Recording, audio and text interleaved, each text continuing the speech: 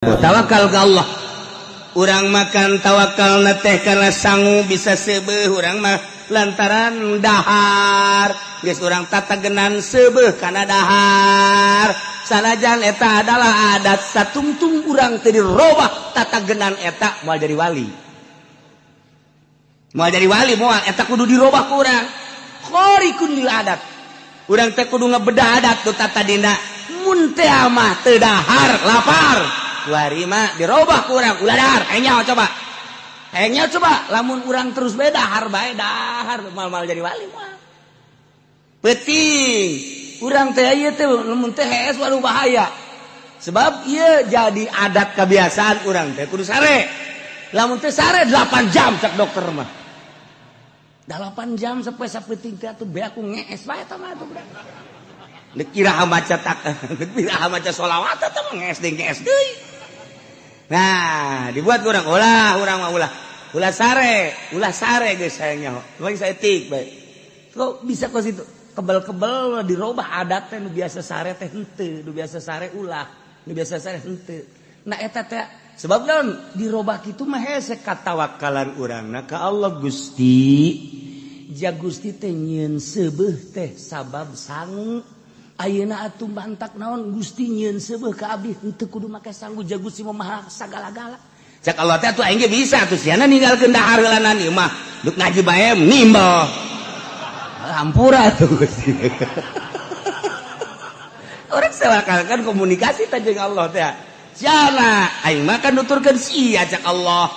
Aing maha kawasa, tapi aing nuturkeun sia kan bab ikhtiarna kan aing mere ka sia. Kan di sia. Kege Allah ikhtiar sia. Nah, urang komunikasi sakan jeung Allah. Mulai ku urang lalaunan dileungitkeun adab dahar. Terus ja beneran orang sia dibere ku Allah. Dileungitkeun ku urang adat sare. Aing mere kakuatan ka sia. Sebab eta mah adat, tapi sia da heula kudu usaha. Ayo. Usaha urang 1 poe 2 poe 3 poe tuh. Bener-bener urang geus muringis ka belah dieuna set jaba beneran sia dideulekeun ku Allah teh sebulan 2 bulan 3 bulan bener dibere kuat tek teu sare ge kuat asal nonton TV bae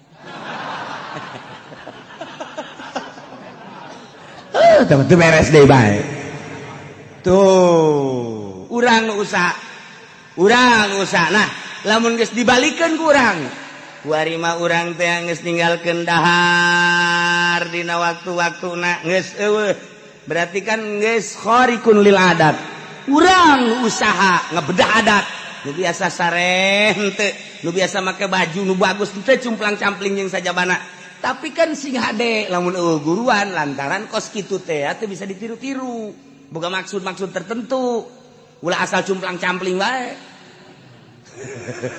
maksudnya sih naon cumplang-campling aing hayang jadi wali. Teu beres da pokos kitu.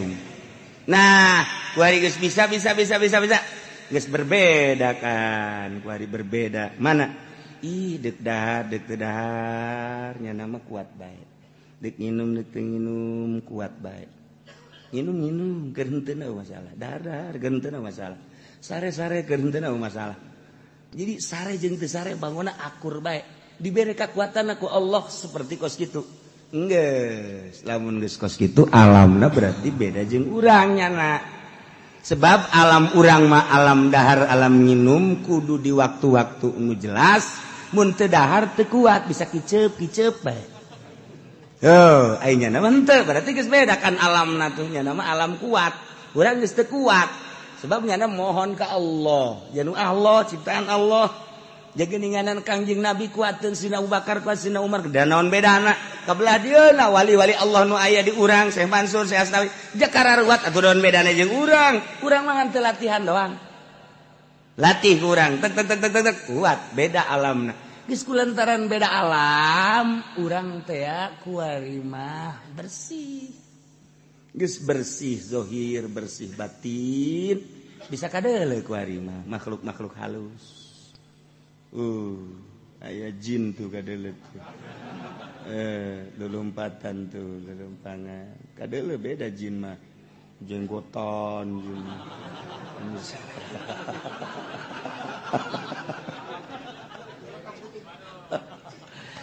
bisa kapanggih jeung makhluk-makhluk halus, bisa jeung arwah-arwah, ieu keur carita. Nah, iyalah tawakal. Masyaallah. Lamun urang geus tawakal tu Allah, hiji we Allah menang, perang menang. Perang menang. Nu sok dicaritakeun sering teh jelema greget jasa tangkal kayu anu sok disembah bae. Kemudian kujana dibawakeun kampak. Goblok sia nya rembah ka dieu setan-setan buana goblok. Tol sia. Sembah ka Allah, ulah ka tangkal kayu disembah ku sia tol goblok. Punya nandek diraga aja tek. Aduh, setan datang. Set. Ulah kiai ulah. Naon? Sarembah ku jelema. Geus ieu mah amankeun bae urusan dakwah mah dakwah bae asa ulah dituar bae. Hayang tuar we. Ih ulah galungan nya. Mar ribut jeung setan. Ah, pan gelupkeun setan mah hese. Jeung haji pae ona bukan cekel het. Itu mah bari tah banget. Tapi kan lamun jeung setan ku banyak kelak. Hese tah. Tapi ieu galungan jeung setan ge menang. Wah, setan dicekek ku nya. Saha bisa nyekek setan? Urang bisa nyekek setan berarti bisa nyekek hitut urang.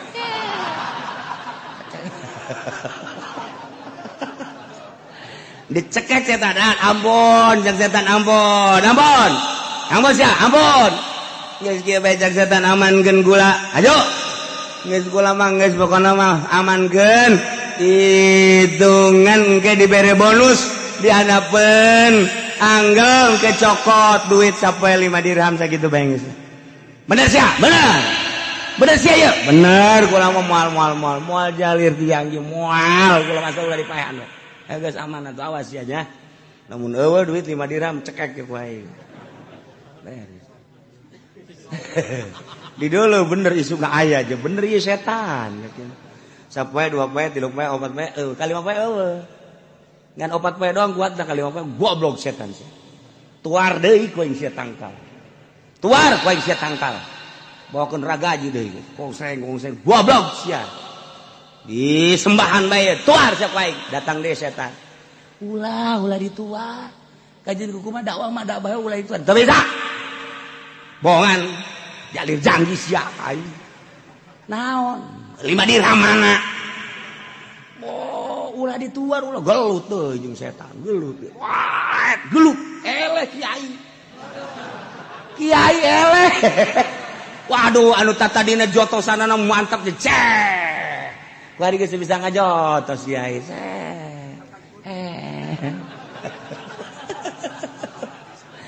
Aduh kawari setan kecekek, kuari kiai cekek ku setan. Ayo pier kalara. Ampun geus aman bae geus aman geus.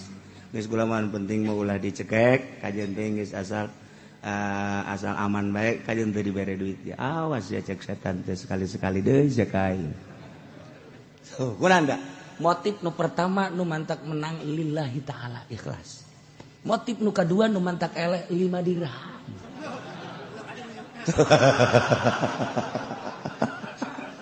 Tuh. Etalah sebagai contoh terus-terusan ka ditu na ge. Urang dek ibadah ka Allah teh nu mantak berat mata, berat celi, berat hudang, aya bang baluh nu di luar ikhlas. Tuh.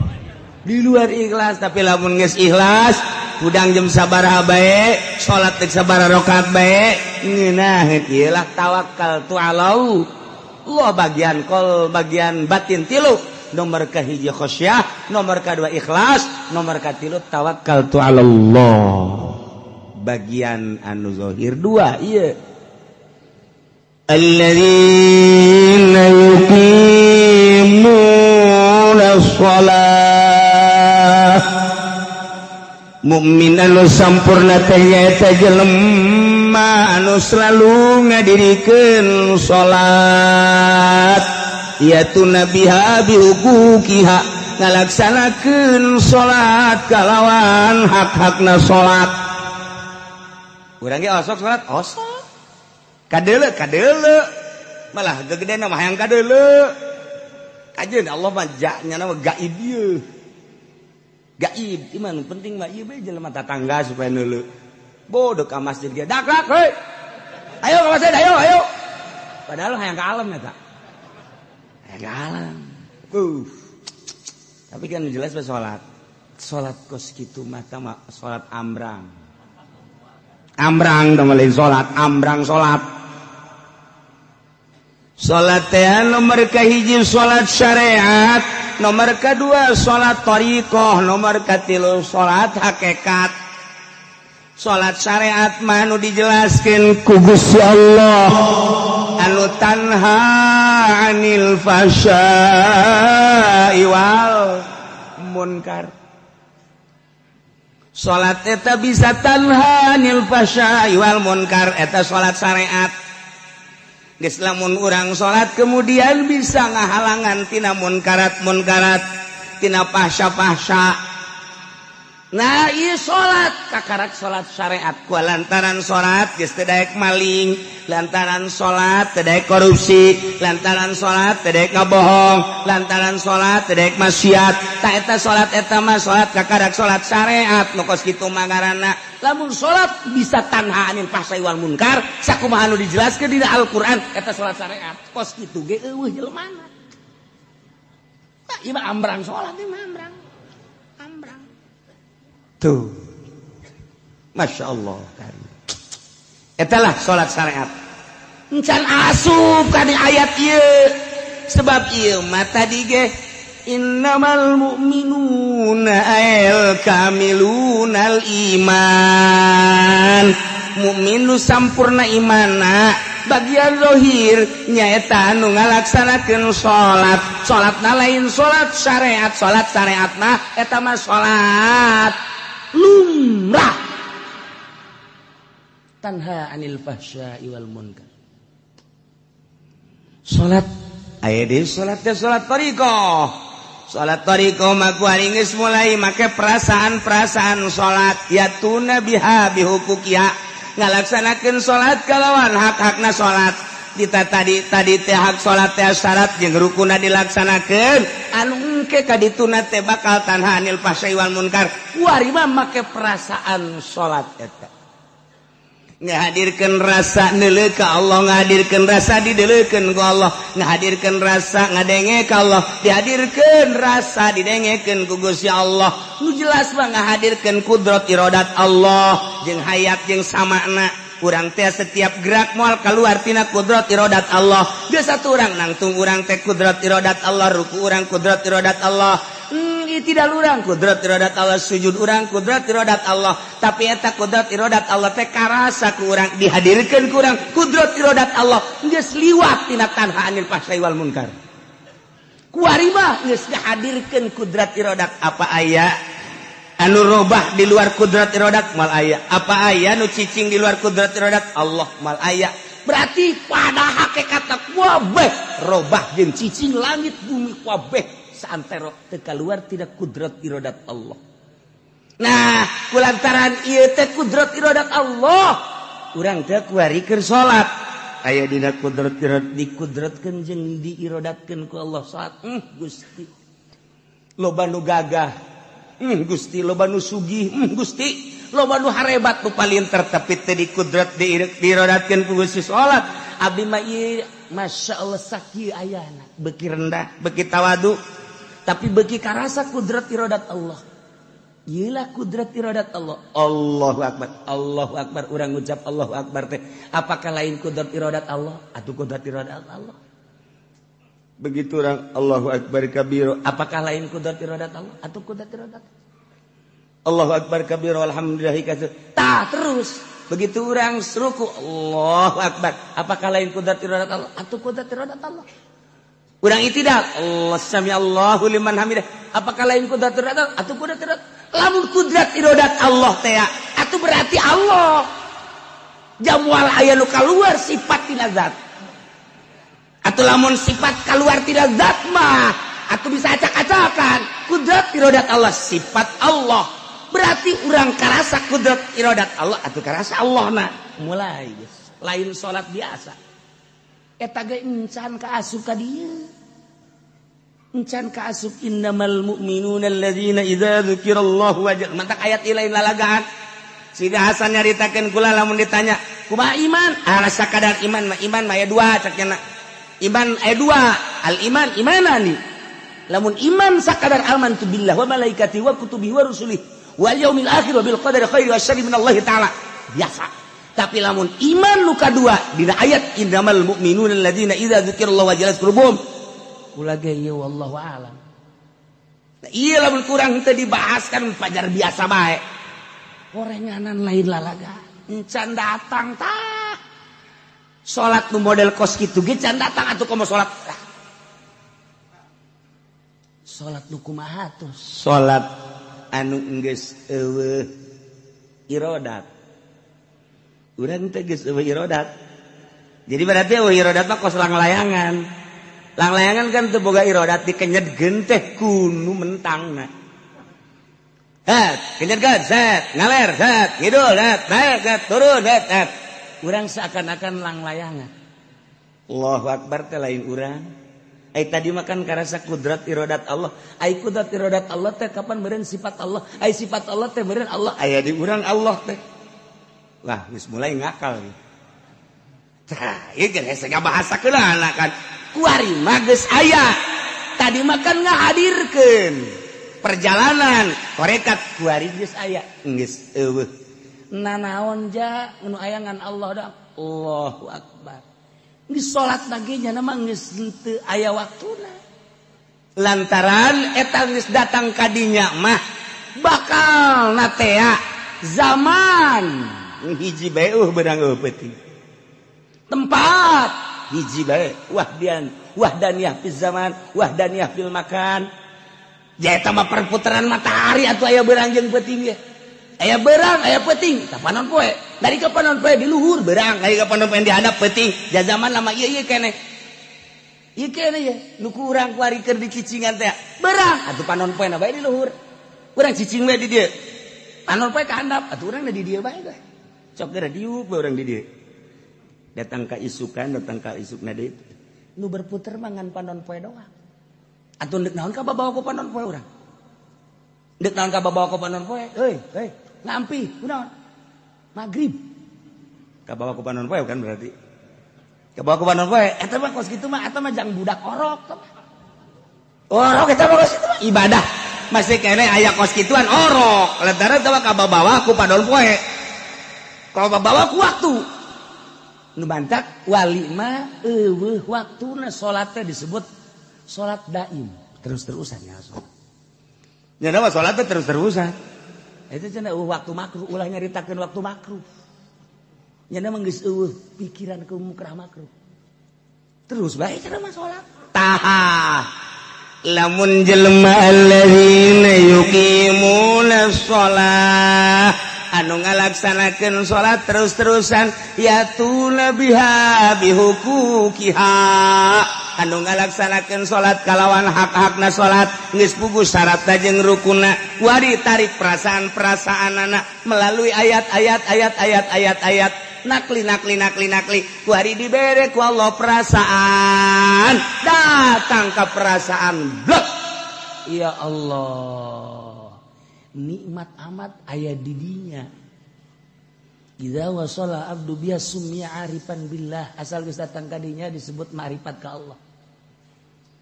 Allahu nurus samawati wal ardh mathalun nurihi kamishkatin fiha misbah al misbahu fi zujajah az-zujajatu kana kaukabun durri yuqadu min syajaratin mubarakatin zaitunatin la syarqiyyati wala gharbiyah.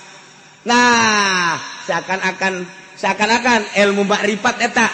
Di jero kacana aya kacaan deui, di jerona aya palitna hurung tapi eueuh minyakan, ngagenyai ka mana-mana. Nah, di awak urang teh aya makrifat. Seakan-akan dibungkus ku awak teh dibungkus deui. Kunaon kitu ngaranna daging dibungkus aya dina kolbu teh sonubariun sagede ke lain kolbuna di jero eta teh aya makrifatan ngagenyai ka mana-mana. geus jana aya dirinya nikmat.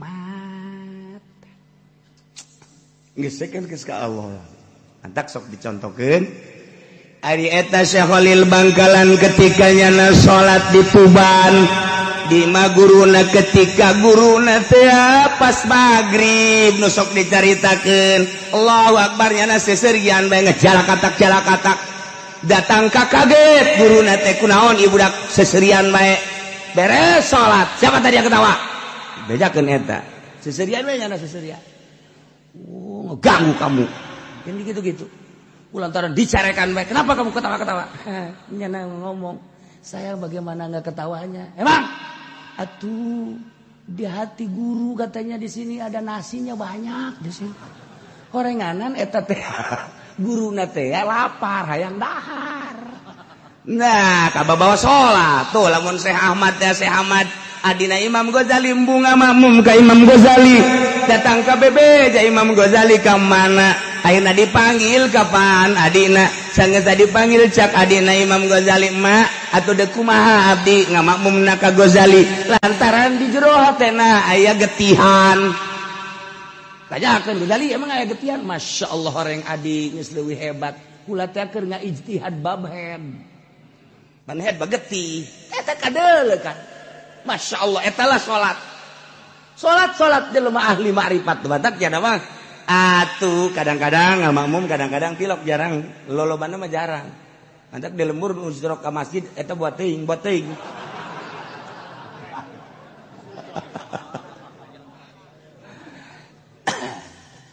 Imam Abu Yazid Al-Bistami ditanya minaina anta takulu wa tashrabu di mana anjeun dahar jeung nginum sedengkeun anjeun mah gapan laka sabak usaha tenang dijawab ku Imam Abi Yazid Al-Bustami min haitsu yarzuquhullahul ba'udah di arah anu Allah ngarizkian kareungit afataro apakah anjeun leuleuh kareungit reungit boga perusahaan henteu reungit boga ensok dagang henteu reungit nyana osok itu ngaranna kuli henteu tapi eta dirizkian bae ku Allah tah sakumaha Allah ngarizkian ka reungit sarua jeung ka kula ge ngarizkian teu kudu dagang teu kudu tani teu kudu nanaon bakal dirizkian bae eta lah tawakal kula ka Gusti Allah masyaallah menang 2 poe salat ngamakmum Allahu Akbar ngamakmum biasa wali ge ngamakmum oh masalah kan sah ngamakmum orang wali bukan lain wali sah sallu khalfa fajirin wa birrin salat bareng kabeh tak tukangin jelema anu fajir jelema anu birrin bagus sah bae oh sah lamun kuat ngan kulantaran biasa da teu kuat urang sebab perbedaanna jauh jarang nyana ngamakmum biasa Allah beres ngamakmum imam nanya, Masya Allah mama, ditanya deh min aina takulu atas sebuah kasabalat. Ai mama di mana ieu dahar jeung nginum sedengkeun teu kasaban mama. Masya Allah. Cek Imam Abu Yazid dani. Geus. Tungguan heula sakedeung aing deuk salat heula qada. Ke beres qada kakarak aing ngobrol jeung sia. Teu sah salat aing. Allahu Akbar nyana sholat beres eta imam kan kaget teu sah ya aing sakieu hebatna sakieu teh maman teu sah beres ditaja deui sholat entos maman entos tang mama ngateusakeun ai sia ka aing nanya ibadah dahar ti mana nginum berarti sia teh jauh ka Allah lamun sia teh jauh ka Allah aing ngamakmum ka sia atuh aing mah nya ngamakmum ka jelema teh jauh ka Allah goblok sia teu sah aing salat aing ban urang mah ku ari teu sah kabehan salat ku situ imam lagi waduh PNS magani budak lamun teu boga ijazah mah teh teu dahar oh tah mah jarang kudu dirampe tah mah kos kitu mah imam tah Imam Abi Yazid Al-Bustami kos kitu goblok aing sia nanyakeun di mana dahar di mana nginum aing teu kasab berarti sia teu nyoka pangeran. Manya aing makmum ka jelema nu teu nyoka pangeran teu sah salat aing. Kodok sia. Kan bener eta ngomong. Oh kos salah tapi bener, kos bener tapi salah. Nu jelas ba ahli Allah. Eta lah pangkat kamal. Nah jelema-jelema nu geus sampurna dina kaimananana salat bakal berbeda. Sebab naon? Moal karasa capek salatna indah jeung nikmat. Sebab lain nyana aya energi-energi anu ku Allah dibikeun dibere ka jana sehingga urang nu neuleukeun nyana nu kaget. Salat itu kumaha? Masya Allah kudu dices bareng ieu mah. Allahu Akbar. Allahu Akbar. Lain nyana nu salat. Perasaanana dibawa. Geus dibawa ku perasaan nu lain perasaan urang. Eta lah nu hese dicaritakeun. Geus tabanyana mah jam sabaraha bae. Penting salat sadaek nanya Allahu Akbar eueuh kacape. Allahu Akbar biasa beurang biasa. Eueuh kacape sebab eta perasaanana lain perasaan urang kieu. Itu lamun perasaan urang nu ieu mah atuh sarua jeung urang atuh capek. Salat duha 8 rakaat bae geus mung sang mangsing. Sang mangsing gas aing mah moal 8 poe isuk mah. Mah kunaon? Paradol. 4 lah aing isuk mah. Turun. 4 pegel keneh. 2 lah. Jadi henteu ga dituna. Sebab urang bangsa ngan urang mah hayu bae terus. Hayu bae engke ge dibere ieu ku Allah. Engke ge dibere set lamun urang terus bae. Kan ulah ngarep-ngarep dibere eta mah rahasia Allah. Eta mah rahasia Allah, aya nu dibere aya nu henteu, aya nu dibere aya nu henteu. Ngan ketika dibere urang ge bisa kaget, oh ya Allah ya Rabbi, bere kuat sih, dibere hampang sih, dibere tenang sih, dibere tentrem sih, dibere plong plong plong plong plong.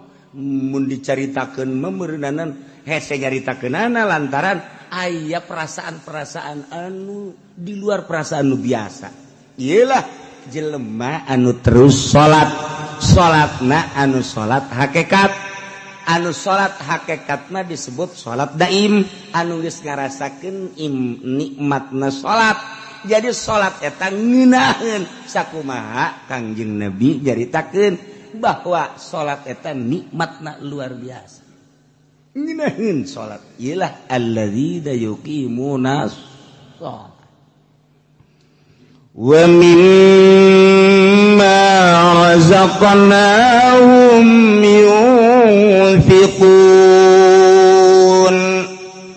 Mukmin anu sampurna teh nomer kalimana bagian zahir yunfiquna mimma razaqnakum nyana mekeunan merean nganapakakeun harta-hartana anu menang pamere Allah di jalan Allah fi taatillah lantaran teu ngarasa boga dirina jaya manu aya di leungeun teh ngan sakadar dilewatkeun ku Gusti Allah. Geus atuh ieu lewatna melalui leungeunnya teh berarti seakan-akan ieu harta teh titah dibangunkeun, titah dibikeunan lain urang diempok-empok pake nikmatan ngeuneunahan hartana teu eureun-eureun terus bae dibikeunan. Ieulah mukmin anu sampurna. Geus eueuh pijelema teh hese. Urang mah kuari mah mun kakak urang boga mobil, urang henteu. Aju urang nginjem ka kakak teh. Sia emang ka mana? Ka kakak teh. Ibu gua di ka Bogor. Naon? Iya ya perlu heula ngolotan lah kieu bae lah daripada make mobil mah geus ka Tenggor mesti naon tah ongkosna bae eta teh min jumlah ti pelit eta kos kitu. Pelit eta kos. Daekan keneh mere ongkos daripada mobilna. Pelit eta kos kitu. Eta deres kene teh mere. Aya geus teh kudu make mobil kakak. Kakak mah geus bae ala kadata mere rokok bae. Aduh. Geus teh mah. Wah. Jauh teh ka mukmin kamil, jauh. Di antarana jelema anu moal kapanggih jeung Kangjeng Nabi Qadir teh di mana ya harta nu ngarenggen di imah Nah datang ka isuk moal kapanggih jeung Kangjeng Nabi Qadir alaihi salam. Lamun aya harta ngarenggen di imah urang teu dibagikeun eta teh halang tina kapanggih jeung Kangjeng Nabi Qadir alaihi salam. Jadi lamun hayang kapanggih jeung Kangjeng Nabi Qadir ulah aya nu direnggenkeun deuk sare beakeun kabeh. Tuh.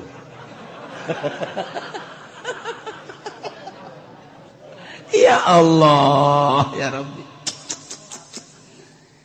Cek Sayyidina Ali lain jelema minal muqarrabin lamun jelema masih keneh ieu neundeun ieu jang isuk lamun masih keneh boga pikiran ieu harta jang isuk eta teh ulah boga pikiran bahwa nyana luhur pangkatna laisa minal muqarrabin lain ulah aya pikiran jang isuk ulah aya. Itulah ahli-ahli Allah subhanahu wa ta'ala. Masya Allah karim. Nah ialah jelema anu mu'min kamil razaqnahum yunfikuna mimma razaqnahum selalu nganapakakeun harta-harta anu menang pamere Allah dinapakahkeun fi taatillah dina jalan Allah subhanahu wa ta'ala. Urang keur boga tuh masjid bangun urang, tuh majlis bangun, tuh pondok bangun, fakir miskin kemudian yatim piatu hayo terus jalan-jalan kurang bagus hayo geus teu kudu ngadaguan ti bupati geus pokona mah kurang we jalan-jalan cai ayo tat kena rapi yunfikun fi taatillah taat Allah engke jadi bere rasa ku Allah nikmat geus teu nganggap perhatikan kana harta urang teh nu mantak embung ngabangun jalan cai embung ngabangun jalan embung ngabangun musola embung ngabangun masjid eta teh hook ka harta berarti urang memiliki ka harta eta lah hijab antar urang jeung Allah ku harta eta lamun tah geunaheun tah ngomong namanya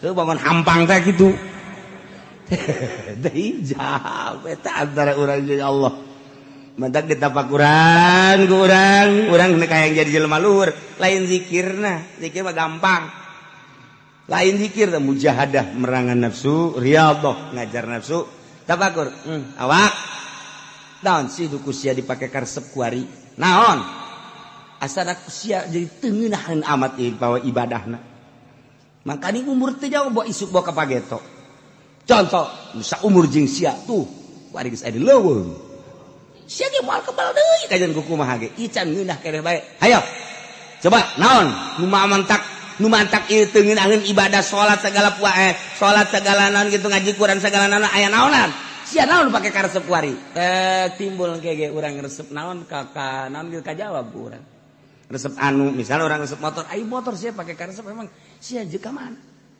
endeu ka mana sapira sia itu cenah aya jahe tuh sia makan tak panyakit tentang kos gitu segala jahe segala naon atuh ngaca buuk sia deuleu buuk geus pararuti goblok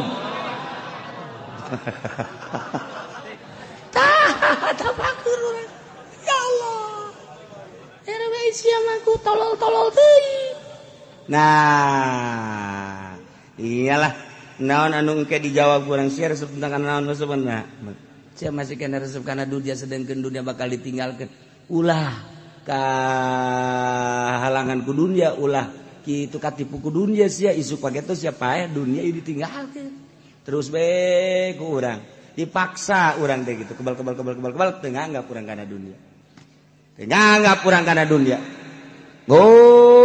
ieu mah aya uli ge uli ku urang teu kadahar ku keluarga teu kadahar didikeun teu datang ka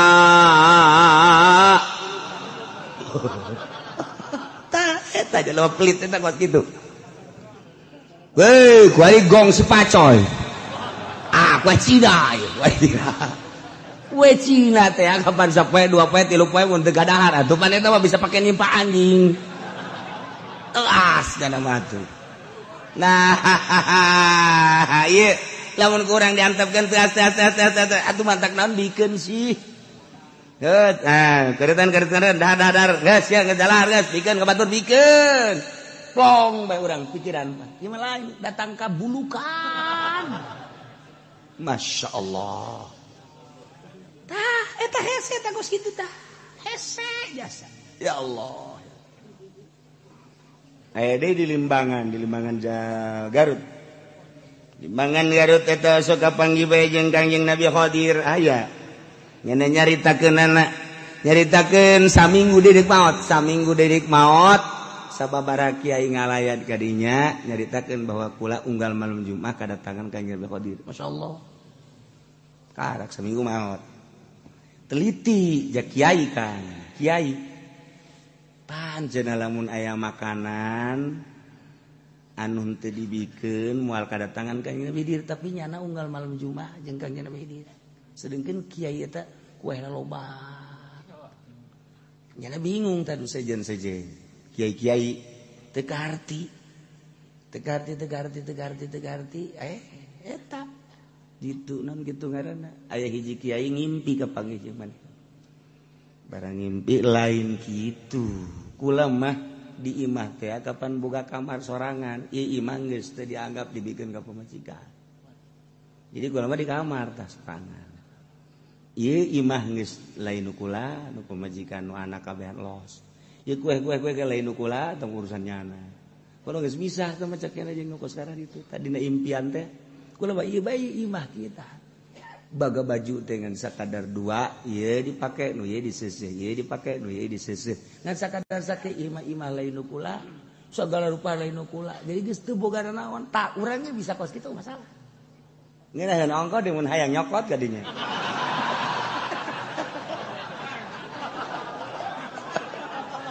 Oh, mau datang atuh sia. Ya Allah. Di urang di Tangerang aya di Tangerang sok kapanggih jeung Kangjeng Nabi Khadir aya. Catatan nu sok kapanggih jeung Kangjeng Nabi Khadir teh kan lain catatanana. Jawa Timur, kuari ge Jawa Tengah, Jawa Barat, Tangerang misalnya. Kuari ge aya catatanana nu sok kapanggih jeung Kangjeng Nabi Khadir. Sisaha eta ulah hayang nyaho. Wah aya geus. Tah eta aya kacat duduk kapanggih di Mekah, nu kapanggih di urang, anu bisa nambah iraha bae hayangna ari henteu ditambah henteu datang. Tapi lamun hayang kapanggih bisa. Eta kan aya catatan-catatanna di jelema-jelema tertentu. Kitulah seputar ahli-ahli Allah Subhanahu wa taala. Nah iyalah jelema nu mukmin kamil wa mimma razaqnahum yunfiqun teu hook harta didapakahkeun di jalan Allah lantaran teu ngarasa nu nyana. Naon bae ieu harta nu datang ka nyana titipan ti Allah lain nu kula. Geus gampangeun jasa.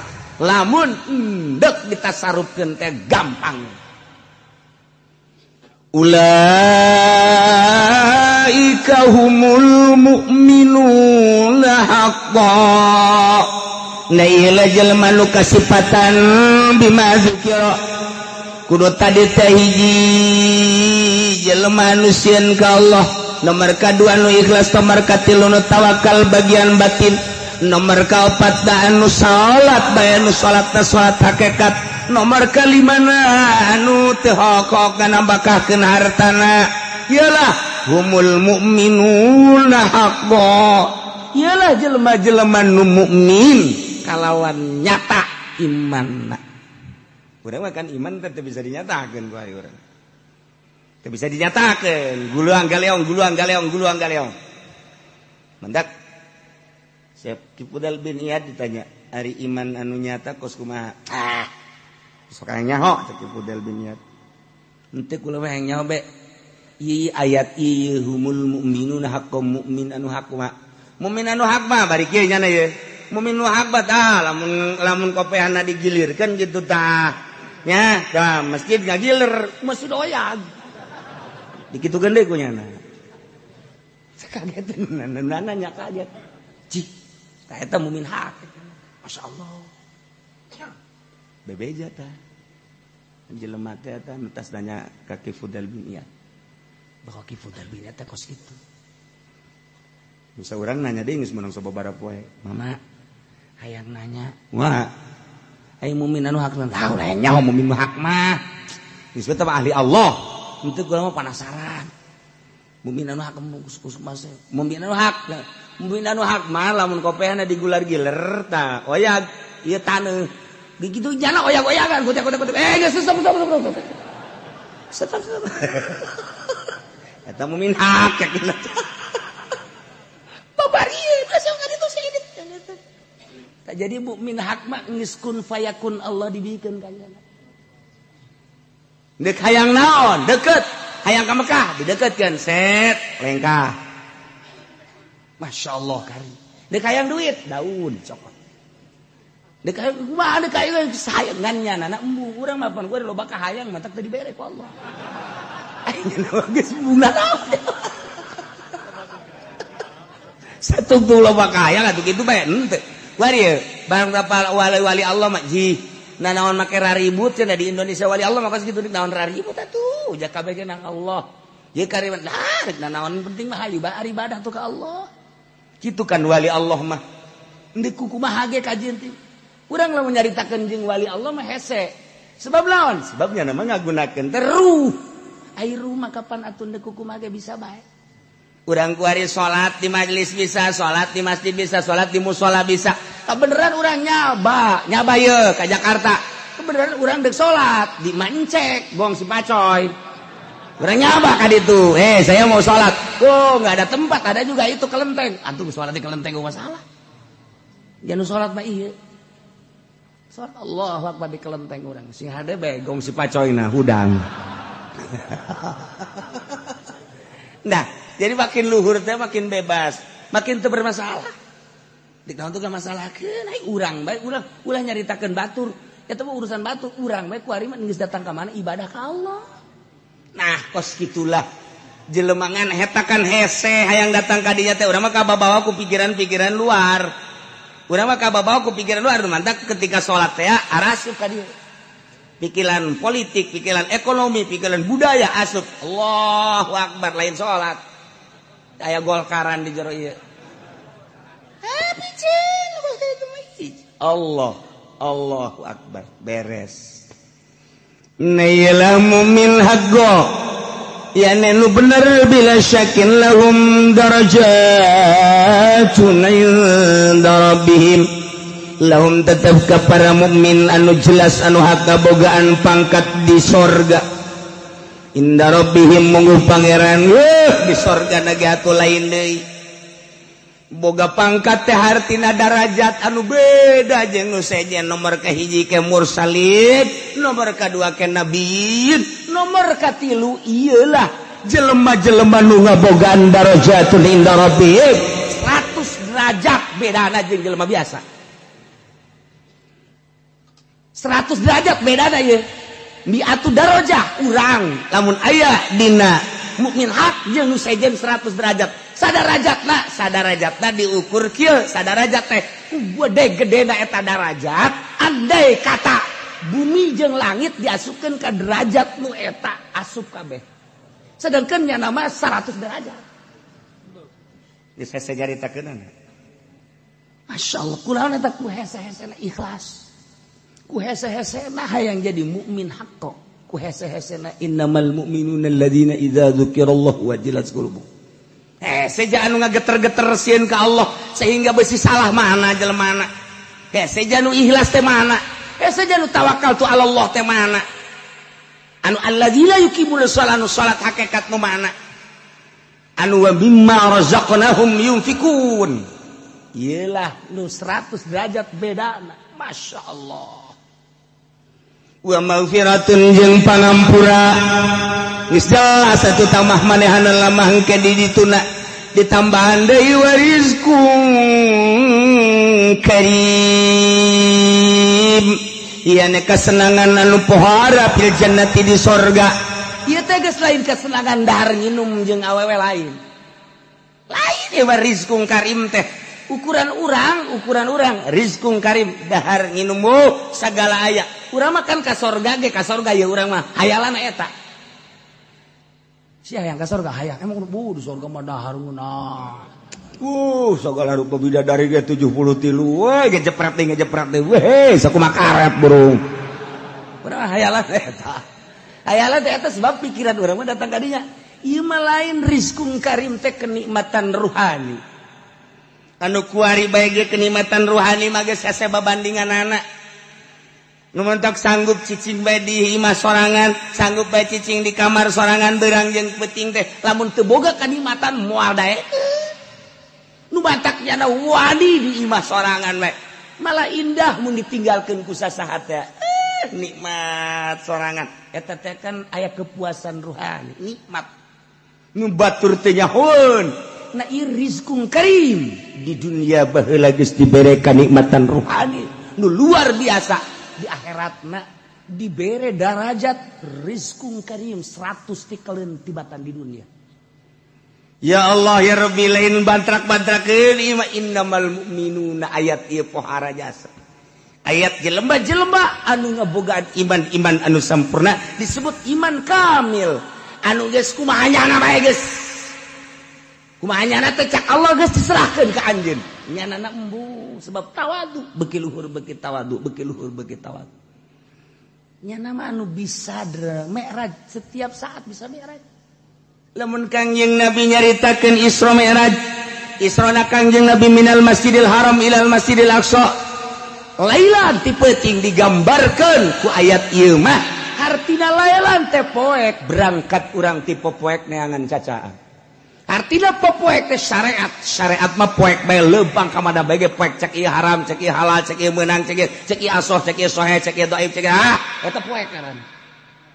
Leumpang dina syariat digambarkan asra minal masjidil subhanalladzi asra minal masjidil haram ilal masjidil aqsa lailan peuting poek gambaran teh poek urang leumpang dina syariat begitu naik mi'raj kapanggihlah Kangjeng Nabi di Sidratil Muntaha wan syaqqal qamar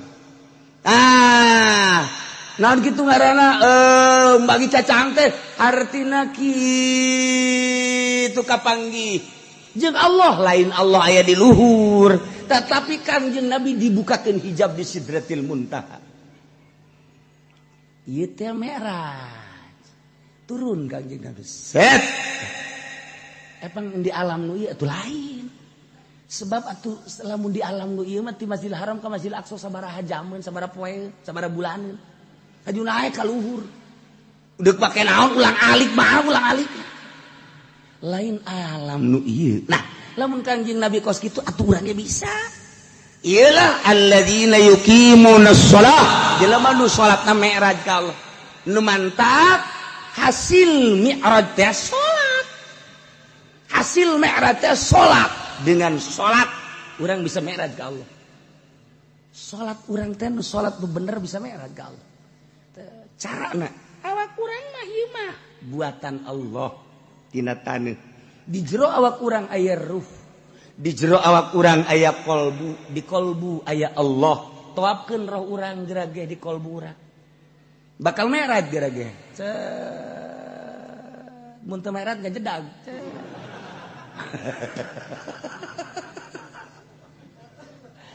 seperti gitulah ahli-ahli Allah eta mah secara global lah seperti eta praktekna tetep baik kudu boga guru teu bisa dipraktekkeun kitu bae teu bisa sebab naon sebab cara narik napasna cara pereumna cara ngahadirkeunana lamun encan mujahadah encan riyadhah jeung encan zikir tafakur mal bisa padahal ayat mah geus aya di urang tanda-tandana geus aya di urangan meraktekkeunana kudu boga guru ngaranna ieu lah guru mursyid ngan ieu mah keur carita alladzina yuqimunas shalah jelema nu salatna salat hakikat artina salat hakikat mi'raj teh kapanggih jeung Allah Kangjeng Nabi mi'raj kapanggih jeung Allah urang salat kapanggih jeung Allah pan urang mah salat kapanggihna jeung motor mah lulu di dieu ye motor mobil eta onam deureus pasti kana elektronik eta jeung urang Karawang mamanya salat kapanggih jeung itil teu beres satu sono.